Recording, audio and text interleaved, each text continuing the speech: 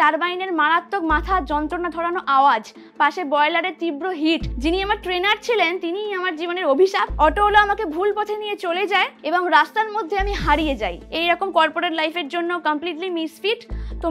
তোমার কোনো এটিকেটস নেই, তুমি কোনো ম্যানার্স জানো না, it doesn't have any knowledge. ও জাস্ট মাগ আপ করে এখানে কোট করে দিয়েছেন, রেজিগনেশন করতে ফোর্স করলো যে তুই তো এত পয়সা ঢাললি, ভরসা লিটারালি ঘি ঢাললি, কি হবে ওকে পড়িয়ে? আমি রাস্তার মধ্যে হাউ হাউ করে কেঁদে ফেলি যে ওইটা ছেড়ে আমি এখানে এসে রাস্তায় দাঁড়িয়ে কি করছি। 22 বছর বয়সের জীবনের প্রথম চাকরিটা আমি পাই ইন্ডিয়ার টপমোস্ট লিডিং এমএনসিগুলোর মধ্যে একটায়। কিন্তু ভাগ্যের এমনই পরিহাস, মাত্র 2.5 মাসের মধ্যে ট্রেনিং পিরিয়ডে আমাকে রেজিগনেশন দিতে বাধ্য করা হলো। আমি কলকাতায় ফিরে এলাম এবং তারপরের ওই 4-5টা মাস আমার লাইফের বিভীষিকাময় হয়ে উঠেছিল। এবং আজকে এই মুহূর্তে দাঁড়িয়ে এটা বলতে কোনো দ্বিধা নেই যে আজ আমার ঝুলিতে বেশ অনেকগুলোই এমএনসির অফার লেটার আছে, ইনক্লুডিং বিগ 4। আমি স্বস্তিকা দত্ত, আমি হুগলি জেলার একটি মফস্বলের ছাপড়া বাড়ির মেয়ে। সেখানেই আমার বর্ন অ্যান্ড ব্রট আপ। ওখানেরই একটি বেঙ্গলি মিডিয়াম থেকে আমি ক্লাস 5 থেকে 12 অবধি পড়াশোনা করি। তারপর আর 5 জনের মতোই গতানুগতিকভাবে আমি ওখানকার একটি নামকরা খুবই প্রসিদ্ধ একটি কলেজে আমি জেনারেল লাইনে অনার্স নিয়ে ভর্তি হই।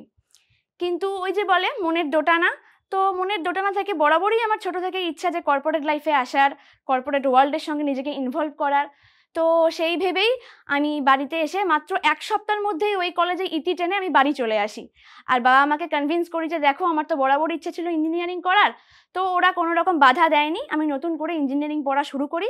কল্যাণীর একটা বেসরকারি ইঞ্জিনিয়ারিং কলেজে ভর্তি হই, সেখানে 4 বছর বিটেক কমপ্লিট করে ইসি নিয়ে।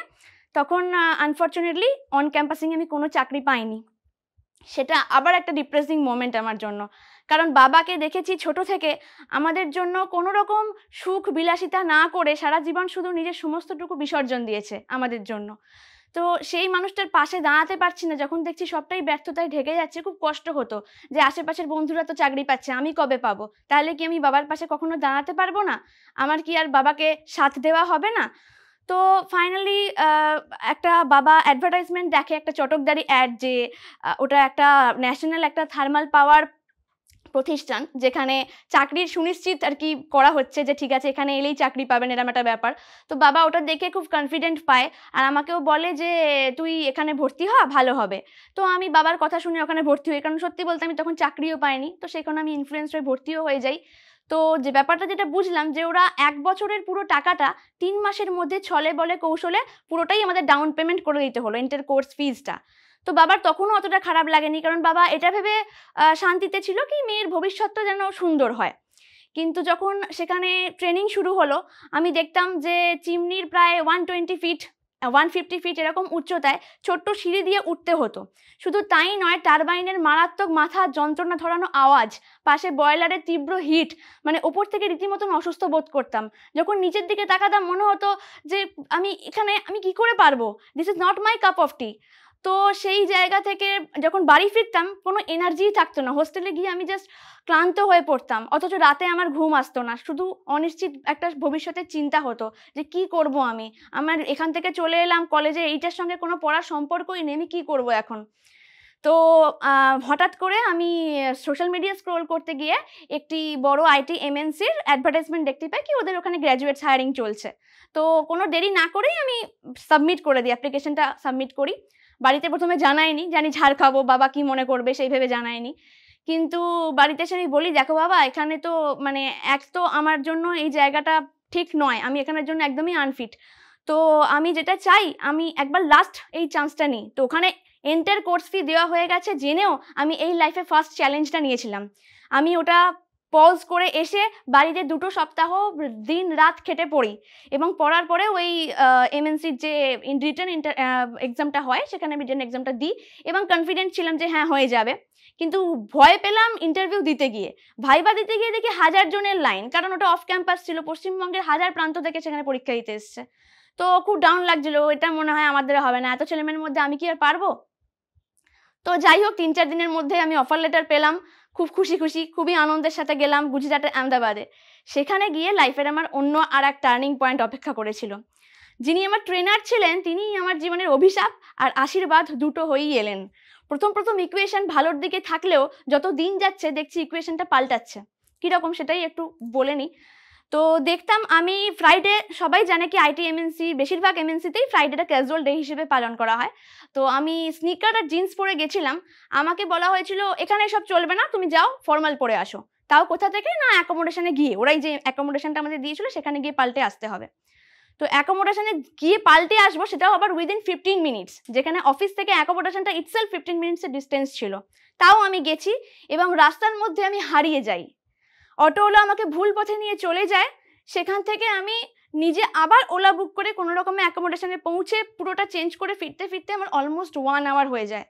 আর সেই দিন উনি গোটা ওডিসির সামনে দাঁড় করিয়ে আমাকে এতটাই অপমান করেছিলেন, এতটাই হিউমিলিয়েট করেছিলেন, আমি প্রচণ্ড এম্বারাসড হয়ে গিয়েছিলাম। সবার সামনে আমাকে বলা হয়েছিল যে তুমি এইরকম কর্পোরেট লাইফের জন্য কমপ্লিটলি মিসফিট, তোমার কোনো এটিকেটস নেই, তুমি কোনো ম্যানার্স জানো না, কীভাবে কর্পোরেট ওয়ার্ল্ডে চলতে হয়, তোমার কোনো নলেজ নেই। তো আমাকে এটাই ফিল করা হয়েছিল যে you are nothing but a zero. তো এটা হওয়ার পরে দিন দিন আরও ব্যাপারটা খারাপ দিকে গেল। আমাকে একটা এলএপির মধ্যে ফেলে দেওয়া হলো, যেটা হচ্ছে এক্সটেনশন পিরিয়ড ট্রেনিংয়ের। তাও মানলাম যে ঠিক আছে, আমি নিজেকে ব্রাশ আপ করে নেবো, ইমপ্রুভ করে নেব। ত্রিবান্দ্রাম থেকে একজন আমার ট্রেনিং নিলেন, মানে উনি আমার ইন্টারভিউ নিলেন এবং উনি স্যাটিসফাইড ছিলেন। শুধু এটাই বললেন যে যখন তুমি হ্যান্ডস অন এক্সপিরিয়েন্স করবে তখন দেখবে তুমি আরও ভালো করে আরও ভালো জায়গায় পৌঁছতে পারবে, মানে আরও জিনিসটা সড়গড় হয়ে যাবে। তো আমি বাইরে এসে আমি একটাই ইললিগাল কাজ করেছি, আমি ওভার হিয়ার করেছি। আমি শুনতে পাচ্ছিলাম উনি কি বলছিলেন কাঁচের ঘরের মধ্যে থেকে। আমি বুঝতে পারি উনি বলছেন যে ও কিচ্ছু জানে না, she doesn't have any knowledge, ও জাস্ট মাগ আপ করে এখানে কোড করে দিয়েছেন। তো এটা আমার খুব মনে লাগে যে এরকমভাবে আমার সঙ্গে কেন করা হচ্ছে। আমি নিউ কামার, আমি কিছু জানি না, তাহলে আজকে আমাকে এগুলো কেন ফেস করতে হচ্ছে? আমি তো ওনার কোনো ক্ষতি করিনি। এটা গিয়ে আমি অন্য ট্রেনারকে, আমাদের ওই ডটনেটেরই অন্য এক ট্রেনারকে বলি। তখন উনি আমার ওপর আরও অ্যাগ্রেসিভ আর ফেরোসাস হয়ে যান। আর এটা মানে উনি বোধহয় শপথ নিয়ে নেন কি আমাকে কি করে বের করা যায়। এমনকি আমার কলকাতায় পোস্টিংয়ের পরেও আমার পোস্টিং দিয়ে দেওয়া হয় ইন্দোর এবং নানাভাবে হ্যারাস করা হয়। একদিন এই দুঃসময়টা ফাইনালি চলেই এলো যে ওরা আমাকে সবাই মিলে রেজিগনেশন করতে ফোর্স করলো। কারণ তার আগে উনি 1-to-1 একটি ইন্টারভিউ নিয়েছিলেন আর সেখানে আমাকে আন্ডার পারফর্মার তকমা দিয়ে দেওয়া হয় যে আমি আন্ডার পারফর্মার। আমি চ্যালেঞ্জ করি যে ঠিক আছে, আহমেদাবাদের যত ট্রেনার আছে আমি সবার সামনে ইন্টারভিউ দিতে রাজি, কিন্তু উনি সেটা করলেন না। আমাকে 1-to-1 ইন্টারভিউ নিলেন যাতে আমার কাছে কোনো প্রুফ না থাকে, অন্য কেউ কোনো কিছু প্রোটেস্ট না করতে পারে।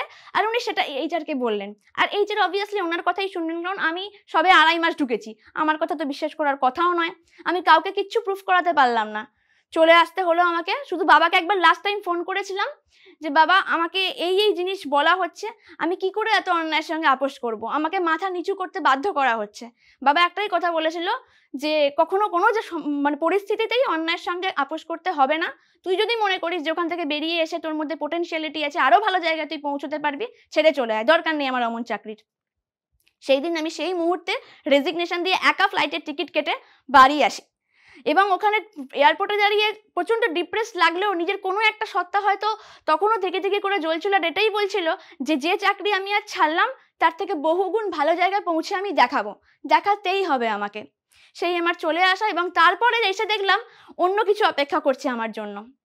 বাড়ির লোকরা তো ঠিক আছে, কিন্তু বাড়ির আরও লোকেরা বা কাছের অনেক মানুষ আমাকে এরকম বলতে লাগলো যে এ বাবা ও তো চাকরি ছেড়ে চলে এসছে, একটা এত ভালো জায়গায় পেয়েও সেটা টিকিয়ে রাখতে পারলো না, বিয়ে দিয়ে দে ওর। তুই তো, আমার বাবাকে এরকমও বলা হয় যে তুই তো এত পয়সা ঢাললি, ভরসা লিটারেলি ঘি ঢাললি, কি হবে, ওকে পড়িয়ে ছেড়ে দে, ওকে বরং বিয়ে দিয়ে দে। তো এই জিনিসগুলো আমাকে আরও ডিমোটিভেট করতে লাগলো। ঘরের দরজা বন্ধ করে ঘন্টার পর ঘন্টা কাঁদতাম, কত রাত যে অনিদ্রায় কেটেছে তার তো কোনো হিসেবই নেই। কিন্তু আমি কন্টিনিউ ইন্টারভিউ দিয়েছি, কমপক্ষে 30টা কোম্পানিতে দিয়েছি, মানে ছোট বড় mid level, product base, service base, সব রকম অর্গানাইজেশন মিলিয়ে অনেকগুলো কোম্পানিতে দিয়েছি, অনেকগুলো কোম্পানিতে পেয়েছিও। কিন্তু কোথাও গিয়ে দেখি যে ফ্ল্যাট টু ফ্ল্যাট আমাকে ঘুরতে হচ্ছে, তারা ফ্রড ক্যাম্পেনিং করছে, বেটি বাঁচাও বেটি পড়াওয়ের নাম করে ফ্রড ক্যাম্পেনিং করে সফিস্টিকেটেড ওয়েতে টাকা চাইছে, ডোনেশন চাইছে, এবং ইন্টারভিউ প্রসিডিউরের মধ্যে আমাকে দিয়ে সেটাও করানো হয়। আমি রাস্তার মধ্যে হাউ হাউ করে কেঁদে ফেলি যে ওইটা ছেড়ে আমি এখানে এসে রাস্তায় দাঁড়িয়ে কি করছি, কি হচ্ছে আমার সাথে এটা। তো সেরকম পরিস্থিতিতে আর এক জায়গায় আমি একদিন গেলাম নিউ টাউনে, তারা বলে কি যে ঠিক আছে তোমাকে আমরা হায়ার করলাম, কিন্তু প্রথম 3 মাস কোনো স্যালারি দেবো না, তোমার পারফরমেন্স দেখবো, যদি ভালো হয় যদি দেখি তুমি পারছো তখন তোমাকে আমরা স্যালারি নিয়ে ডিসকাস করব। এইভাবেই একটি ছোট কোম্পানিতে আমার জয়েন করা, মাত্র 8,000 টাকা স্যালারিতে আমি জয়েন করলাম। কিন্তু ওয়ার্কিং এনভায়রনমেন্ট সেটার ভালো ছিল। যখন ওখানে যেতাম পাশ থেকে দেখতাম সবাই গলায় আই কার্ড ঝুলিয়ে যাচ্ছে, একটি খুবই নামকরা কোম্পানি, আমেরিকান বেসড আইটি। তো ওটা দেখে আমার মনে খুব আকাঙ্ক্ষা জাগতো, যে সেই আকাঙ্ক্ষাটাই আমার জেদে পরিণত হলো এবং ভগবানের হয়তো ফাইনালি আমার দিকে মুখ তুলে চাইলেন।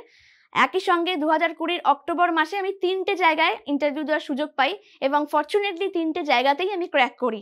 তো যেটাতে আমার সবথেকে বেশি ফার্স্ট প্রেফারেন্স ছিল ওটা জয়েন করি এবং আমার মনে হয় ওটা আমার জীবনের সঠিক সিদ্ধান্ত ছিল। ওখান থেকে আমি ভালো পারফরমেন্সের জন্য অ্যাওয়ার্ড পর্যন্ত পাই। আর টিম মেম্বারসরা তো অতুলনীয় ছিল, ভীষণ ভালো বিহেভিয়ার পেয়েছি সবার থেকে। এবং বর্তমানে আমি নিজেকে আইটিতে রাখতে গেলে, সার্ভাইভ করতে গেলে upgrade is the only option. তো ভার্সন আপগ্রেড করবার জন্য আমি আবার ইন্টারভিউ দিই আরও বছর 2-1 পর। তো কারেন্টলি আমি একটি ইন্ডিয়ান বেসড একটা এমএনসিতে রয়েছি, সেখানে আমি আইটি অ্যানালিস্ট পদে কর্মরত। তো এটাই বলার যে লাইফে তো অনেক প্রবলেম আসবে, অনেক ঝড়ঝাপটা আসবে, অন্য কি বলছে ওগুলো নিয়ে মাথা খারাপ করো না। লাইফে 3টে জিনিস সবসময় মনে রাখতে হবে, ডেডিকেশন, এফোর্ট আর ডিজায়ার। এই 3টের মেলবন্ধ যদি তুমি দিতে পারো তাহলে পৃথিবীর না কোনো শক্তিই নেই তোমাকে জাস্ট আটকাবে। 2020 সালে যখন লকডাউন চলছিল তখন অফিসের পাশাপাশি রিফ্রেশমেন্টের জন্য আমি ইনস্টাগ্রামটাকে একটু মজার জায়গা হিসেবে বেছে নিই। ওখানে বিভিন্ন পোজে বিভিন্ন রকমভাবে ভিডিও, ফটো পোস্ট করতে থাকি অন্যান্য থিমে। তো মানে খুবই অবাক করে দিয়ে 2000 থেকে আমার 1,30,000 ওখানে ফলোয়ার্স গেইন করে ফেলি। ওটা আলাদা লেভেলের একটা অ্যাচিভমেন্ট ছিল, ওটা আমার এক্সপেকটেশনই ছিল না কখনো। কিন্তু হ্যাঁ, ওটা শুধুমাত্র রিফ্রেশমেন্ট আর টাইম পাসই, কখনো আমার প্রফেশন হয়নি, প্যাশনই। তো আমি এটাই জানাতে চাই জোস্টক্সকে এত সুন্দর একটা প্ল্যাটফর্ম দেওয়ার জন্য, আমার লাইফের স্টোরিটা শোনানোর জন্য। Thank you so much Josh Talks. যদি জোস্টক্সে এই ভিডিওটি আপনার ভালো লেগে থাকে তাহলে এই ভিডিওটি লাইক, কমেন্ট এবং শেয়ার করতে একদম ভুলবেন না। আর যদি আপনার জীবনেও থাকে এমন কোনো গল্প যা হাজার হাজার মানুষকে অনুপ্রাণিত করতে পারে তাহলে ডেসক্রিপশনে দেওয়া মেইল আইডিতে আমাদের সাথে যোগাযোগ করুন।